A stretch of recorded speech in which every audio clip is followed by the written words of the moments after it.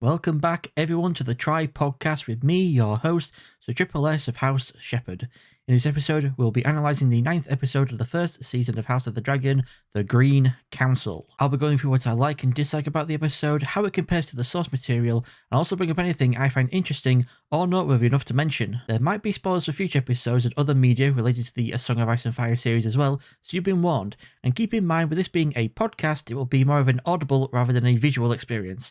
With all that said, let's begin. Number 1, and right off the bat, is this little kid who finds Viserys dead supposed to be the manservant mentioned in Fire and Blood who was bringing the king his usual cup of hippocras at the hour of the bat? Was the reason it was changed from being a manservant to a boy servant just because Mysaria is like Varys with his army of child spies? Number 2, Alicent tells her dad Viserys' last words to her were that he wants Aegon the Elder to sit the Iron Throne, and I'm just like, did it never cross Alicent's mind even once that she might have misunderstood what her dying husband was babbling to her? Was she just hearing what she wanted to hear and believing what she wanted to believe? Probably. Number 3, House of the Dragon takes a leaf out of Game of Thrones' book and has Talia light candles at a window as a signal to Mysaria that the king is dead, just as Sansa tried to get Theon to light a candle and then lit one herself at a window in Season 5 as a signal to Brienne and Pod. Number 4, I was always under the impression that the members of the small council, when not in session, carried their septarians around with them, but this episode shows us the balls are just kept in this room in the centre of the table, which, yeah, makes more sense since then the balls don't get, lost or forgotten. I say this episode, this was probably shown in previous episodes where we see the small council table and I just never noticed. Number 5, there's no mention in Fire and Blood of members of the small council meeting without the knowledge of Alicent and presumably Lord Lyman Beesbury to plot to place Aegon the Elder on the throne when Viserys dies. And no, I'm not forgetting Harold, because as I keep mentioning, by this point in Fire and Blood, he's long dead and Criston is Lord Commander. Also, book Alicent isn't against having Rhaenyra and her family murdered like show Alicent is, because she's convinced if Rhaenyra to take the throne, she would order the death of her and her family. Actually, now that I mention it, did Rhaenyra's toast at Viserys' supper in the last episode really affect Alicent so much that she just completely forgets about the whole threat to her family if Rhaenyra were to become queen? Did she really so easily change from telling Aegon he's short-sighted for not seeing the danger and that he must be made king to protect the family to, oh, Rhaenyra said some nice words about me, so maybe I'm wrong, and she will be a good queen and not murder me and my children? If Viserys hadn't mistaken her for Rhaenyra and confused her into thinking he wanted Aegon the Elder to be king, would she have actually fought against her dad and the small council to have Rhaenyra be seated on the Iron Throne? Number 6, as the dwarf court jester Mushroom puts forth in Fire and Blood the theory that Alicent actually poisoned Viserys to speed along his death, it is Lord Beesbury in the show who voices the possibility that Viserys was murdered by someone. Not naming any names here. Number 7, and we have our first casualty of the Dance of the Dragons, Lord Beesbury, a black supporter at the hands of Sir Criston Cole, a green supporter. Lord Beesbury also dies in Fire and Blood, but the method differs. Grand Maester Orwell says Lord Beesbury was thrown into the dungeons and died later of a chill. Septon Eustace says Criston forced Lord Beesbury back into his chair and then sliced open his throat. And finally, Mushroom also blames Criston but claims that the Lord Commander threw Lord Beesbury out of the window instead, where he was impaled on the spikes of the dry moat below. Number 8. I like how at first Harold orders Criston to take off his sword and cloak, but then when Criston draws his sword, Harold reduces it down to just ordering Criston to put down his sword. Probably Harold doesn't want to aggravate Criston any further by having him remove his white cloak, a thing Criston cares deeply about. Number 9, Tyland mentions a Lord Boros Baratheon of Storm's End, which means Boromund Baratheon, the guy who hesitated before kneeling before Rhaenyra at the end of episode 1, and who hosted her at Storm's End at the beginning of episode 4, is dead, and his son Boros is now Lord. At the moment, no one knows who Lord Boros was supporting in the coming war. Boromund was Rhaenys' uncle and gave first his support for her to become King Jaehaerys Targaryen the first new heir after Aemon Targaryen, the king's oldest son and Rhaenys' dad, died, and then later for her son Laenor to become Jaehaerys' new heir after Balon Targaryen, Viserys' dad, died. But the son may or may not be the father and may or may not hold to this past support House Baratheon has given to Rhaenys, leaving where his loyalties will fall into question with the Greens or with the Blacks. Number 10. I like after the mention of having Rhaenyra and her family murdered, you can see the inner conflicts in Harold, which leads to his decision to remove his white cloak when ordered to do the deed. He doesn't exactly resign his position as member of the Kingsguard, since he says he only takes orders from the king and will continue to do so when there is one, which sounds to me like he's saying he's just going to take a break until Aegon the Elder takes the throne and gives him the order himself. This kind of reminds me of when Sir Barristan Selmy was forced into early retirement from the Kingsguard, and just like at the end of Game of Thrones Season Season 1, Episode 8, where he's allowed to just leave, Harold is allowed to leave the room despite Otto's previous order for the doors to stay shut until their business is done. Though saying that, in the Game of Thrones book, Joffrey orders Barristan to be arrested, and I expected something similar to happen here, or maybe even for Criston to draw his sword again, and finally bring Harold the long-expected death Fire and Blood readers have been waiting for. Number 11. By the time of Viserys' death in Fire and Blood, Larys Strong was not just Lord Confessor, but also Master of Whisperers, and was present for this small council session. He didn't say anything until the end of the session, where he got everyone, save Alicent, to slice open their hands to perform a blood oath of loyalty to Aegon the Elder. Number 12. We get to see Helena's son and daughter Jaehaerys and Jaehaera, and of course they're twins, because George R.R. Martin has a weird obsession with twins for some reason. Number 13. Helena talking about how when someone has something, someone will always want to take it away could just refer to how kids want to play with another kid's toys, but of course it could be a minor prophecy about the coming war over who gets to sit to the Iron Throne. Wait, hang on. Is she embroidering a spider or a firefly? Number 14. Hang on, what's Eric doing in King's Landing? In Fire and Blood, him and Sir Lawrence Marbrand, also of the Kingsguard, were at Dragonstone where Viserys died, so Eric and Arik couldn't be sent out together to find Aegon the Elder. And since in Fire and Blood Otto and Alicent were of the same mind to murder Rhaenyra, there was no race to see who could get to Aegon first, Eric and Arik or Aemond and Criston.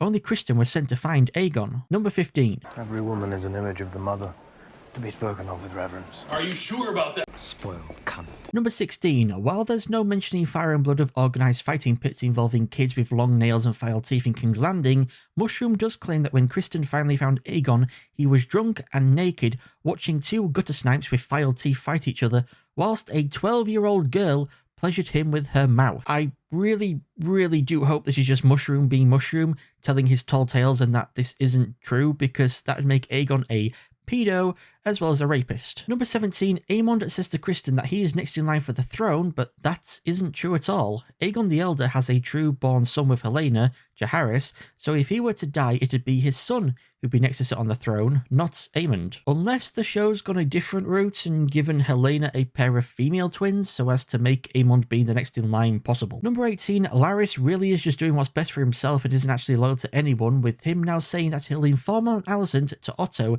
if that's what Otto wants. Number 19. Thinking about it, Mysaria's motives for ransoming Aegon in return for the abolishing of the organised child fighting pit makes sense, since with her being like Varys in that she uses children as her spies, and that she herself can't have children, as she told Daemon in episode 2, so she probably see the children in her employ and others like them as her own. Number 20. I like how Aegon's hiding place is in the Grand Sept, because who'd expect to find a rapist drunk hiding out in a church? That'd be the last place anyone would look for a drunk. Number 21. With Aegon telling his brother to let him go so he can take a ship and disappear, do you think Aemond might have actually gone through with that if Criston wasn't with them? In Fire and Blood, Septon Eustace claims Aegon similarly didn't want to be king because he didn't want to steal his sister Rhaenyra's birthright, and it was only after Criston convinces Aegon that if she were to sit the Iron Throne, she would have him and his family executed, that Aegon finally agreed to be crowned. Number 22. Well played. None of this is a game. Are you sure about that? When you play the Game of Thrones, you win or you die. Number 23. It's about fucking time that Criston Cole becomes Lord Commander of the Kingsguard. It begs the question, though, of if Harold has been murdered off-screen or fled to go join Rhaenyra at Dragonstone, just as Barristan Selmy fled to join Daenerys in Essos. Number 24. So it turns out Larys Clubfoot Strong has a foot fetish and has Alicent show him her feet in return for important information she wants to hear from him. Should be called Larry's Quentin Tarantino Strong in my opinion. And this just makes me wonder, how did this ever become a thing between the two of them? How did Larys ever manage to coerce Alicent into doing this without getting himself thrown in the dungeons? How many times has she had to do this in the past, since she obviously knows here what he wants to see? Also, remember what Rhaenys said when Alicent came to visit her in her room? And yet you toil still in service to men. Your father, your husband, your son. I guess we can also add Larys to that list, unfortunately. I do like the juxtaposition of this scene, though, with Alicent and Larys compared to the previous scene of Alicent and Otto. She shouted down her dad, the Hand of the King, telling him that she's the one now in control and they will do what she wants. But then, when it comes to talking with Larys, he's the one who's in control with getting the Queen to expose her feet for him and jacking off to them. Number 25. As well as Rhaenys and Eric using the same way to sneak out of the Red Keep as Rhaenyra and Daemon did in episode 4, we also see the building Talia went to meet with Mysaria at the end of the previous episode engulfed in flames. The question is, though, has Larys succeeded in killing Mysaria, or did she manage to escape? maybe to the protection of Otto. Number 26, the appearance of Aegon the Conqueror's crown in the show differs from how it is described by George R. R. Martin.